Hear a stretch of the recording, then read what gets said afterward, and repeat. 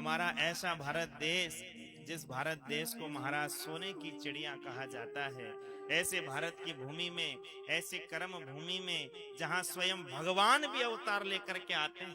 America में तो नहीं लिया भगवान ने कभी जन्म, ऑस्ट्रेलिया में तो नहीं जन्मे भगवान। क्यों? क्योंकि वो कर्म भूमि नहीं, वो भोग भूमि है। वहां पर केवल भोग भुगाए जाते हैं। जैसे कुत्ता, बिल्ली, सुअर, ये सब भोग योनियां हैं, ऐसे ही वो उधर जो पाश्चात्य संस्कृति है वो सब भोग योनियां हैं।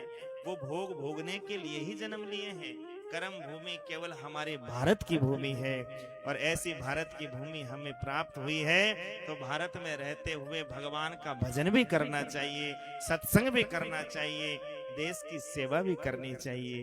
क्योंकि ऐसा हमारा भारत देश है जहां डाल डाल पर सोने की चिड़िया करती है बसेरा, वो भारत देश है मेरा, वो भारत देश है मेरा, वो भारत देश है मेरा, वो भारत देश है मेरा।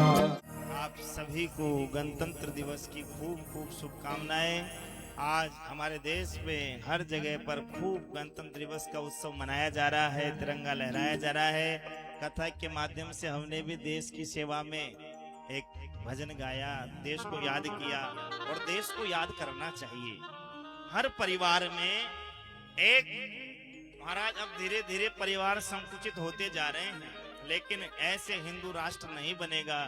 हिंदू राष्ट्र बनाने के लिए हमारे परिवार में कम से कम 4 पुत्र तो हो, जिनमें से एक पुत्र घर संभाले, एक पुत्र भक्त हो, और कम से कम एक पुत्र देश की सेवा करने के लिए जाए।